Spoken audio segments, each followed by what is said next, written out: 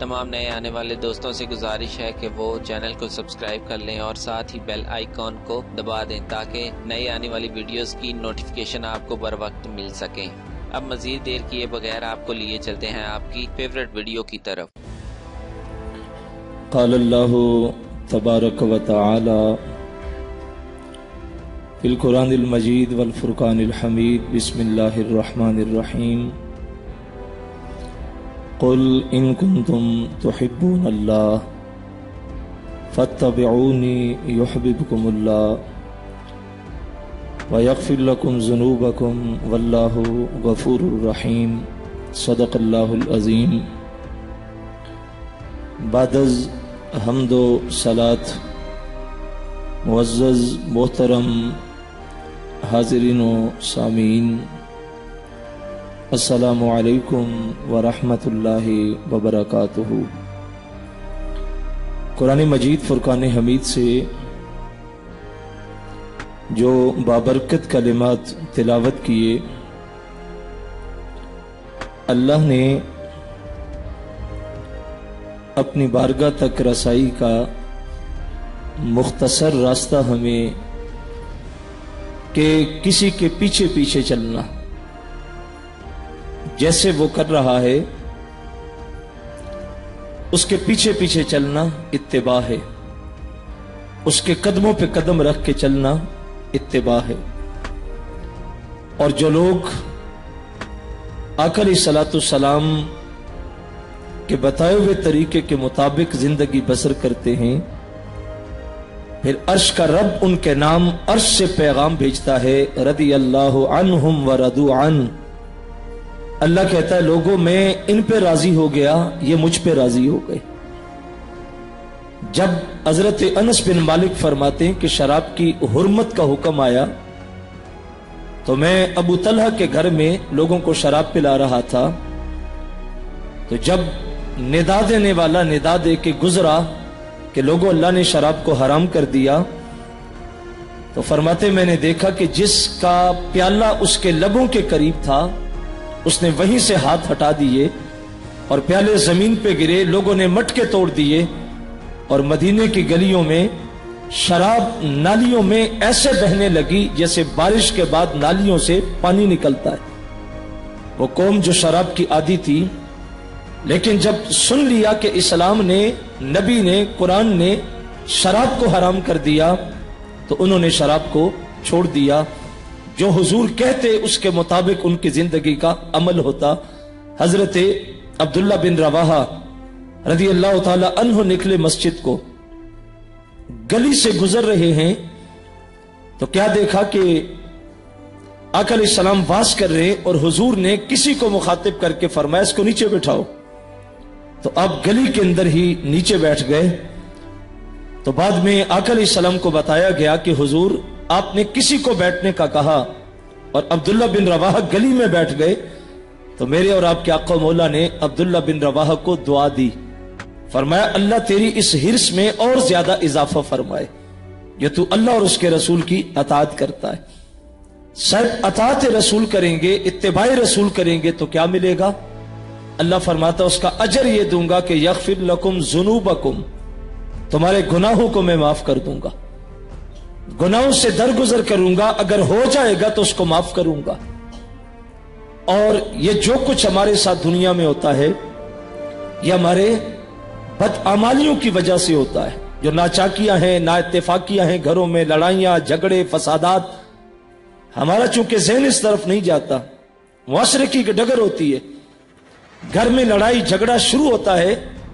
تو ہمارا ذہن فوراً اس طرف جاتا ہے کہ کسی نے کچھ کروا دیا ہے، اب عامل ڈھونڈو، تعویذ کرواؤ، اور پھر جن چکروں میں قوم پڑتی ہے وہ نتیجہ ہمارے سامنے ہے۔ کاش کہ ہمیں یہ بھی فکر ہوتی اور یہ بھی تعلیم ملتی کہ اگر گھر میں نا اتفاقی ہو گئی، جھگڑتا ہے اللہ اور اس کے رسول کی، مالک کہتا اس کو ہم ایسے باغات میں داخل کرتے ہیں جن کے نیچے نہریں بہ رہی۔ اگر آخرت بہتر ہو جائے تو یہ دنیا تو کچھ نہیں ہے۔ اس سے قرآن نے کہا سورہ حدید میں اللہ فرماتا وَمَا الْحَيَاةُ الدُّنْيَا إِلَّا مَتَاعُ الْغُرُورِ، فرمایا دنیا دھوکے کا گھر ہے، دھوکے کے سوا اس کی کوئی حقیقت نہیں۔ لیکن کب کھلتی ہے حقیقت اور کب دھوکے سے انسان نکلتا ہے؟ جب ایک مرحلہ آگے بڑھتا ہے۔ رومی کہتے ہیں جب بچہ ماں کے شکم میں ہوتا ہے، اسے بتایا جائے کہ اس ماں کے پیٹ سے باہر بھی ایک کائنات ہے، تو وہ ماننے کو تیار نہیں ہوتا کہ ماں کے پیٹ سے بڑی کائنات کون سی ہے۔ دنیا میں آتا ہے تو کھلونوں سے کھیلتا ہے، اور جب دوڑنے کی عمر میں آئے، اب وہ گیند بیٹ کھیل رہا ہے، کرکٹ کھیل رہا ہے، گلی ڈنڈا کھیل رہا ہے، سائیکل چلا رہا ہے، اب اسے کہو کہ ہم آپ کو کھلونا لا کے دیتے ہیں تو کہتا ہے اس کو میں نے کیا کرنا ہے۔ لیکن جب جوانی سے آگے بڑھتا ہے، مرحلہ پھر تبدیل ہوتا ہے، تو اب اسے کپڑوں کی، جوتوں کی، بالوں کا سٹائل اور اپنے حسن کے اندر وہ گم رہتا ہے۔ لیکن جب اس سے بھی آگے مرحلے میں داخل ہوتا ہے اور بچے ہوتے ہیں، گھر بنتا ہے، تو اب وہ چاہتا ہے کہ پیسہ جمع کروں، گھر بناؤں، مکان خریدوں، جگہ خریدوں، اور جب اس سے بھی آگے بڑھتا ہے بڑھاپا طاری ہوتا ہے، اور جب وہ پہلو بدلنا بھی اس کے لیے مشکل ہو جاتا ہے، اور بدلنا چاہے تو بچوں کو بلا کے کہتا ہے سہارا دو، میں پہلو بدلنا چاہتا ہوں۔ لیٹ لیٹ کے تھک جائے، بیٹھنے لگے تو آواز دے کے کہے بچوں کو مجھے سہارا دے کے میرے پیچھے تکیہ رکھو، میں بیٹھنا چاہتا ہوں۔ اب اس عمر میں پہنچتا ہے تو جب پلٹ کے بچپن تک نظر جاتی ہے تو وہ خود سمجھتا ہے کہ میں دھوکے میں رہا، کچھ کھلونوں میں گزر گئی، کچھ جو ہے وہ کھیل کود میں گزر گئی، کچھ تن کو سنوارنے میں گزر گئی، کچھ جائیدادیں بنانے میں گزر گئی، اور کچھ اب بڑھاپا چھا گیا تو کاش کہ میں کچھ وقت اللہ کی رضا کے لیے بھی گزار لیتا۔ لیکن صاحب اس کو سمجھانے والے آتے رہے، اس کے سامنے قرآن پڑھا جاتا رہا، اس کو بتانے والے علماء بتاتے رہے، لیکن اس کا حال جوانی میں یہ تھا کہ ایک کان سے سنا دوسرے سے نکال دیا۔ کسی نے مسئلے نے بتایا بھی تو اس نے کہا چھوڑو، باتیں میں سنتا رہتا ہوں، باتیں ایسی سنائی دیتی ہیں، اور اس نے عمل کو نہ بدلا۔ لیکن جب آخری عمر میں گزر کے قبر میں حشر میں پہنچتا ہے،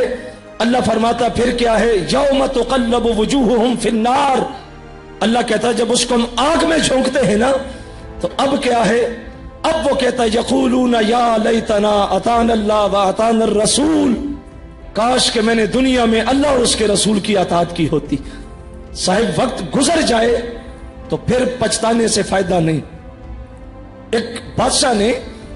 اعلان کیا کہ جو بندہ ایک رات قبر میں کاٹ کے آئے گا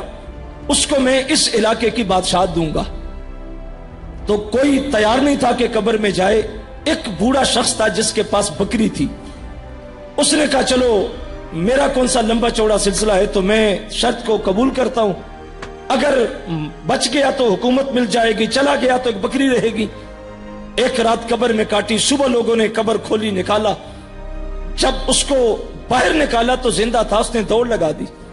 انہوں نے پکڑ کے کہا اللہ کے بندے کامیاب ہو گیا ہے، اب تو تجھے بادشاہت ملے گی، اب تو زندگی کا سکون ملے گا، تو دوڑ رہا ہے۔ اس نے کہا یار میں نے بادشاہت نہیں لینی، مجھے تخت نہیں چاہیے۔ کب پاس ہو گیا، کیوں نہیں لینا؟ اس نے کہا ایک رات قبر میں کاٹی ہے، ایک بکری کا حساب ہی نہیں دے سکا۔ وہ ساری رات پوچھتے رہے، پانی نہیں دیا، کھانا نہیں دیا، دھوپ میں پڑی تھی، چھاؤں میں نہیں رکھا، کہا ایک بکری کا حساب نہیں دے سکا، سلطان بن گیا تو رعایا کا حساب کیسے دوں گا؟ صاحب ہمارے سامنے جو منزل ہے بڑی مشکل ہے، ایک ہی راستہ ہے کہ آؤ در رسول پہ اپنے آپ کو حاضر کر دیں، آقا مولا کی ایک ایک سنت سے پیار شروع کریں، زندگی کے رخ کو ٹھیک کریں۔ یہی ادارت المصطفیٰ کا پیغام اور یہی حق کے راستوں کا جو ابلاغ ہے اور آپ تک جو پیغام پہنچ رہا ہے، اس کا یہی مقصود ہے کہ آؤ حضور سے جڑ جائیں۔ اللہ مجھے بھی اور آپ کو بھی توفیق عمل نصیب فرمائے۔